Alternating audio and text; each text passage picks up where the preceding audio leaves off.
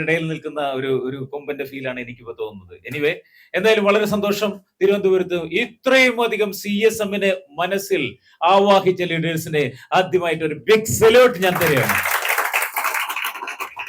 ഒരു കൺസെപ്റ്റ് ഉള്ളിലേക്ക് ഏറ്റെടുത്തു കഴിഞ്ഞാൽ അത് ആത്മാർത്ഥതയോട് കൂടിയിട്ട് ഏറ്റെടുക്കുന്ന ഒരു നേതൃത്വം ഉണ്ടെങ്കിൽ ആ നേതൃത്വത്തിനെ ചോദ്യം ചെയ്യാനായിട്ട് പിന്നെ ഒരു ശക്തിക്കും കഴിയില്ല എന്നുള്ളതിന്റെ തെളിവാണ് ടീം തിരുവനന്തപുരം.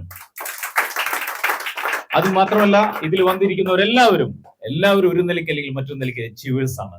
അച്ചീവേഴ്സിനെ സൃഷ്ടിക്കുക എന്ന് വെച്ച് കഴിഞ്ഞാല്, അതുപോലെ വരുമാനം കിട്ടിയ ആളുകളെ സൃഷ്ടിക്കുക എന്ന് വെച്ച് കഴിഞ്ഞാല്, സംതൃപ്തരായ ആളുകളെ സൃഷ്ടിക്കുക എന്ന് വെച്ച് കഴിഞ്ഞാൽ അതാണ് പ്രധാനപ്പെട്ട കാര്യം, അല്ലെ? എങ്ങനെയെങ്കിലും കുറെ കാശുണ്ടാക്കിയവരല്ല, സംതൃപ്തരായവരെ സൃഷ്ടിക്കുക എന്ന് വെച്ച് കഴിഞ്ഞാല് അതൊരു പുണ്യമുള്ള കമ്പനിക്ക് മാത്രമേ സാധിക്കൂ എന്നുള്ളത് ഞാൻ ആണയിട്ട് പറയാം.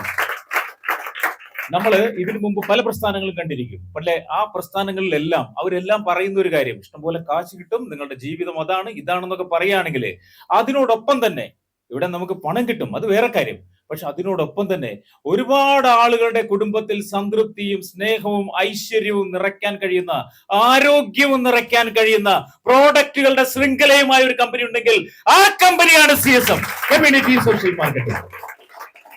സമയത്തിന്റെ പരിമിതി മൂലം ഞാൻ എന്റെ കർത്തവ്യത്തിലേക്ക് ഞാൻ കടക്കുകയാണ്.